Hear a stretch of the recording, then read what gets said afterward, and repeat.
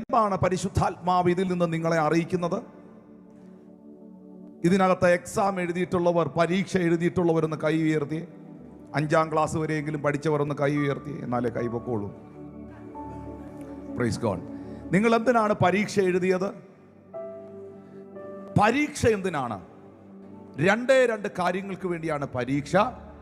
ഒന്ന്, നിങ്ങളിലുള്ള അറിവും നിങ്ങളിലുള്ള ജ്ഞാനവും പരിശോധിച്ചുകൊണ്ട് നിങ്ങൾ പഠിച്ചത്, നിങ്ങൾ സ്വീകരിച്ചത് നിങ്ങളുടെ ജീവിതത്തിൽ എത്ര ആഴത്തിലുണ്ട് എന്ന് മനസ്സിലാക്കി നിങ്ങൾക്കൊരു പ്രൊമോഷൻ തരുന്നതിന് തൊട്ട് മുമ്പുള്ള സ്റ്റെപ്പാണ് പരീക്ഷ. നിങ്ങൾക്കൊരു പ്രൊമോഷൻ തരുന്നതിന് തൊട്ട് മുമ്പുള്ള നടപടിയാണ് പരീക്ഷ. അങ്ങനെയാണെങ്കിൽ ഇന്ന് ഏതെങ്കിലും തരത്തിലുള്ള പരീക്ഷകളിലൂടെ നിങ്ങൾ കടന്നു പോകുന്നുണ്ടെങ്കിൽ ആ പരീക്ഷകൾക്കപ്പുറത്ത് ഒരു പ്രൊമോഷൻ നിങ്ങളെ വെയിറ്റ് ചെയ്യുകയാണ്. You understand me? 8ാം ക്ലാസ്സിലെ ചോദ്യപേപ്പർ അല്ല 10ാം ക്ലാസ്സിൽ നിങ്ങളുടെ മുമ്പിൽ ഇടുന്നത്. 8ാം ക്ലാസ്സിൽ നിങ്ങൾ പഠിച്ചതല്ല നിങ്ങൾ +2 പഠിക്കുന്നു. അവരെ നോക്കിയിട്ട് നിങ്ങൾ പറയും, അയ്യോ എന്റെ കൃപ നിനക്ക് മതി സഹോദരി എന്ന് സ്വർഗത്തിലെ ദൈവം ഇന്ന് ആരോടൊക്കെയോ സംസാരിക്കുന്നു പ്രിയപ്പെട്ടവരെ. അതുകൊണ്ട് സകല ഭാരവും, ഈ ഭാരം ഒരു പ്രശ്നമാണ്. നമുക്കറിയാം, ഓടുവാൻ വേണ്ടി ട്രാക്കിൽ നിൽക്കുന്ന ഒരു ഓട്ടക്കാരൻ ഏറ്റവും ലൈറ്റ് വെയിറ്റ് ആയിട്ടുള്ള ഡ്രസ്സായിരിക്കും ധരിക്കുന്നത്. വലിയ ലഗേജുകളും തോളിലെടുത്തുകൊണ്ട് വലിയ ഭാരങ്ങളും കയ്യിൽ പിടിച്ചുകൊണ്ട് ഓടുവാൻ കഴിയില്ല പ്രിയപ്പെട്ടവരെ. അതുകൊണ്ട് ആമേൻ, let us lay aside every weight, എല്ലാ ഭാരവും എല്ലാ ബർഡനും നിങ്ങളുടെ എല്ലാ നിരാശകളും സൈഡിലേക്ക് വലിച്ചെറിയുക. എന്ത് ധൈര്യത്തിലാണ് ഭാരപ്പെടണ്ട എന്ന് പറയുന്നത്? എന്ത് ധൈര്യത്തിലാണ് നിങ്ങൾ ധൈര്യത്തോടിരിക്കുവാൻ പറയുന്നത്? 2ാമത്തെ വാക്യത്തിൽ സ്വർഗത്തിലെ ദൈവം നമുക്ക് ഉറപ്പു തരുന്നു, വിശ്വാസത്തിന്റെ നായകനും പൂർത്തീകരിക്കുന്നവനുമായ യേശുവിനെ നോക്കുക. എന്താ കാരണം? എനിക്ക് മുൻപേ ഈ ട്രാക്കിലൂടെ ഓടിയ പുത്രനാണവൻ. തന്റെ മുമ്പിൽ വെച്ചിരിക്കുന്ന സന്തോഷം ഓർത്തിട്ട് അവൻ അപമാനം അലക്ഷ്യമാക്കി. എന്താ അതിന്റെ അർത്ഥം? അവൻ അപമാനം അലക്ഷ്യമാക്കി. ആര്? യേശു അപമാനങ്ങളെ അലക്ഷ്യമാക്കി. ഹല്ലേലൂയ. എന്റെ കർത്താവ് കേട്ട നിന്നയുടെ അപമാനത്തിന്റെ ഒരല്പം പോലും ഈ ലോകത്തിൽ ഏതെങ്കിലും മക്കൾ സഹിച്ചിട്ടുണ്ടോ എന്ന് എനിക്ക് അറിയത്തില്ല. അവന്റെ മുഖത്ത് അവർക്ക് ആർക്കിച്ചു തുപ്പിയില്ലേ? മുൾക്കിരീടം അവനെ ചൂടിച്ചില്ലേ? അവന്റെ ശരീരം അടിച്ചു തകർത്ത് ഉഴവുചാൽ പോലെ കീറിയില്ലേ? അങ്ങനെയാണെങ്കിൽ പ്രിയപ്പെട്ടവരെ, സാക്ഷികളുടെ വലിയൊരു സമൂഹം നമുക്കുണ്ട്.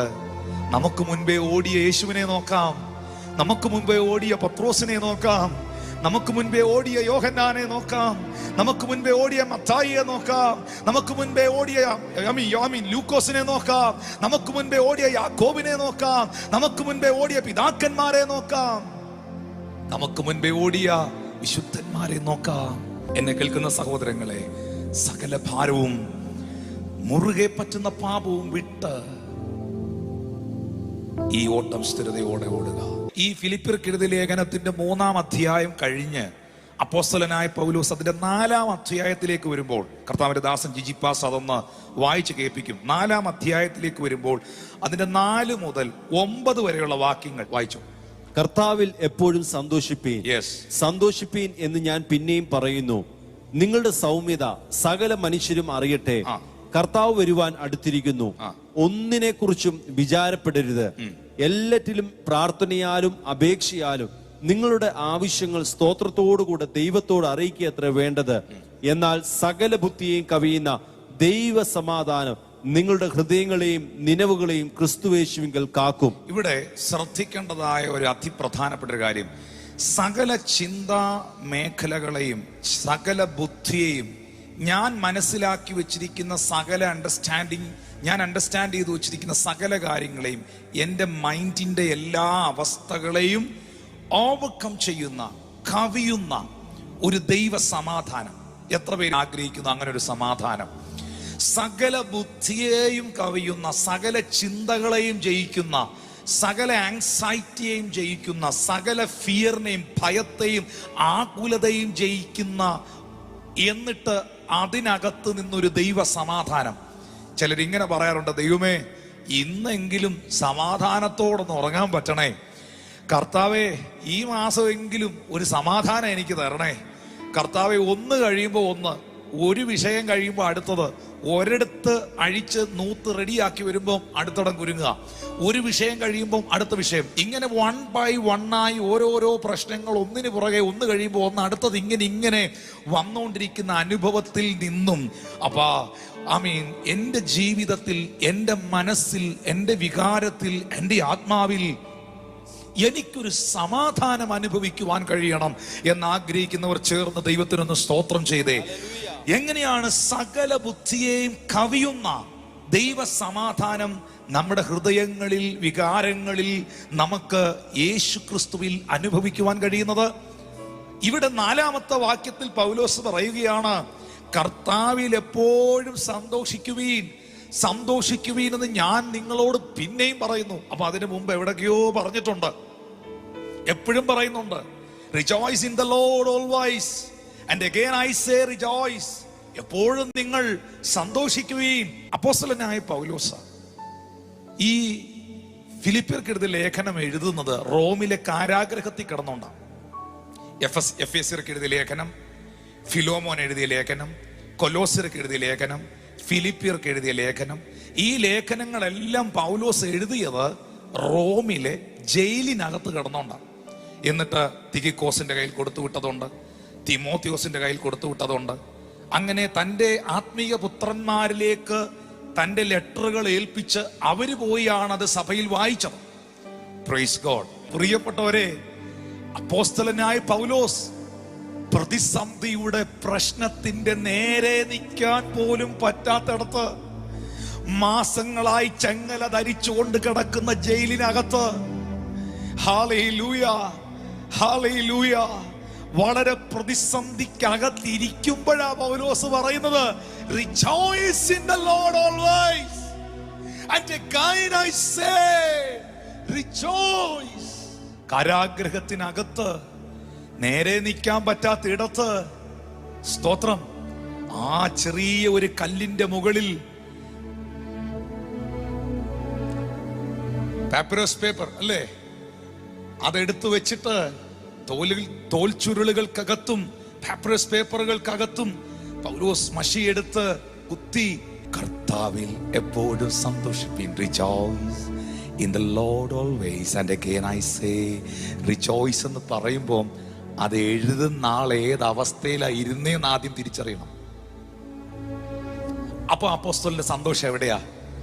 അതാണ് ആർക്കും എടുത്തു കളയാൻ കഴിയാത്ത സന്തോഷം, ക്രിസ്തുവിൽ ഉള്ള സന്തോഷം. അതാണ് കർത്താവിലുള്ള സന്തോഷം. Hallelujah hallelujah hallelujah. പ്രിയപ്പെട്ടവരെ, കാരാഗ്രഹത്തിൽ കയ്യും കാലും ചങ്ങലകളാൽ ബന്ധിക്കപ്പെട്ട് കിടക്കുമ്പോഴും കാരാഗ്രഹത്തിനകത്തും പ്രാർത്ഥിക്കുന്ന, പാടുന്ന ഒരു അപ്പോസ്തലനെ നിങ്ങൾക്ക് കാണാം. സ്തോത്രം. ഒന്നിനെ കുറിച്ചും വിചാരപ്പെടരുത്, എല്ലാറ്റിലും പ്രാർത്ഥനയാലും അപേക്ഷയാലും നിങ്ങളുടെ ആവശ്യങ്ങൾ സ്തോത്രത്തോടെ ദൈവത്തെ അറിയിക്കുക. നിങ്ങളുടെ ആവശ്യങ്ങൾ ദൈവത്തോട് അറിയിക്കുക. അങ്ങനെ സ്തോത്രത്തോടെ, പ്രാർത്ഥനയോടെ, വിശ്വാസത്തോടെ നിങ്ങളുടെ ആവശ്യങ്ങൾ നിങ്ങൾ ദൈവത്തോട് അറിയിക്കുമ്പോൾ നിങ്ങൾ അനുഭവിക്കുന്ന ഒരു സമാധാനമുണ്ട്. അതാണ് സകല ബുദ്ധിയെയും കവിയുന്ന ദൈവ സമാധാനം.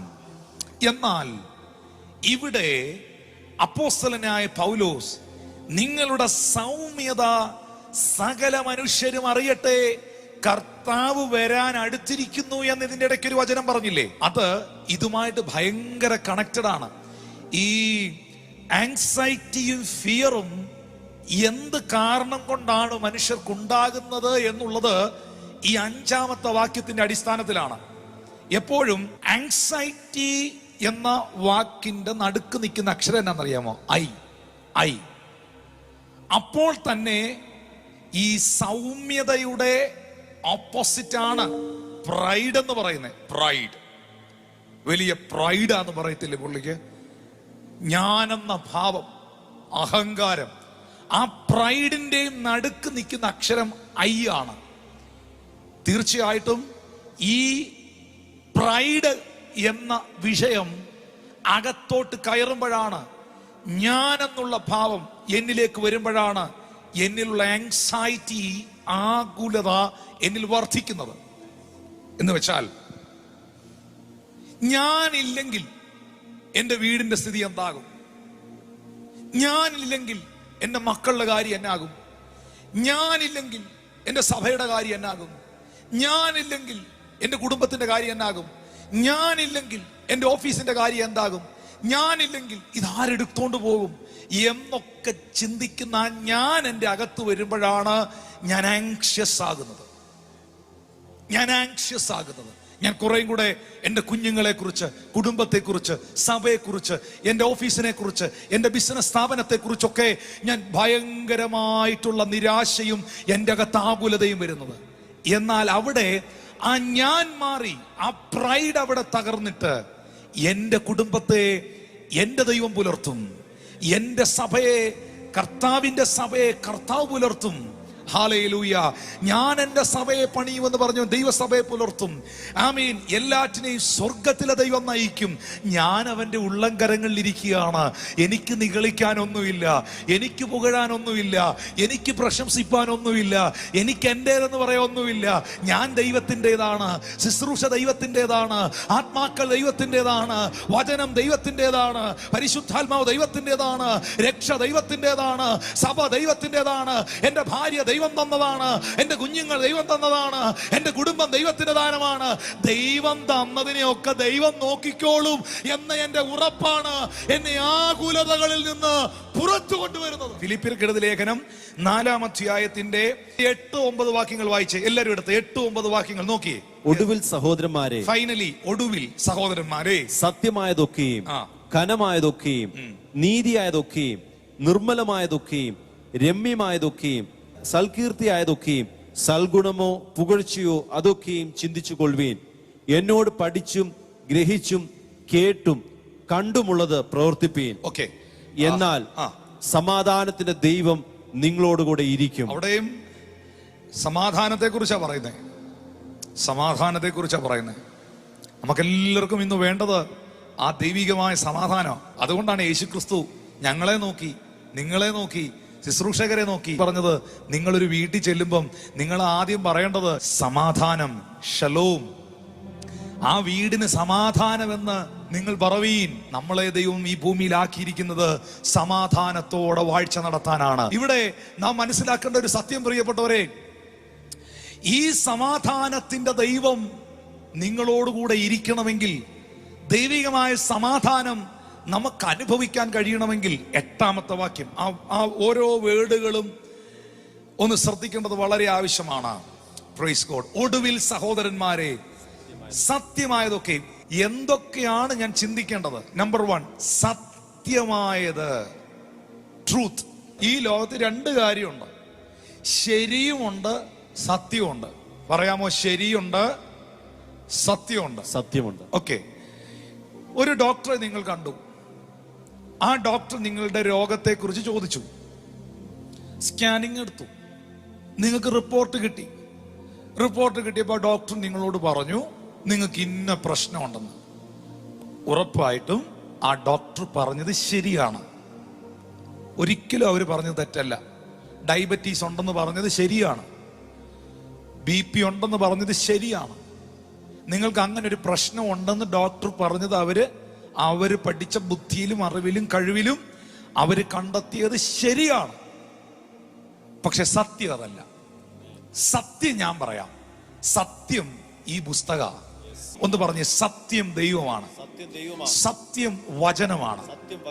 ഇപ്പോ ആ പ്രശ്നമുണ്ടെന്ന് അവര് പറഞ്ഞത് ശരിയാണ്, ആ രോഗമുണ്ടെന്ന് അവര് കണ്ടുപിടിച്ചത് ശരിയാണ്.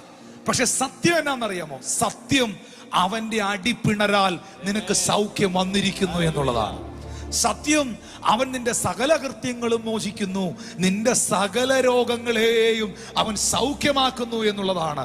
സത്യം എന്ന് പറയുന്നത് ദൈവമാണ്. ഇങ്ങനെ പറയാമോ? സത്യം സത്യം ദൈവം പറയും, സത്യം ദൈവം പറയും, സത്യം വചനം പറയും. സത്യം വചനം പറയും. ഹല്ലേലൂയ.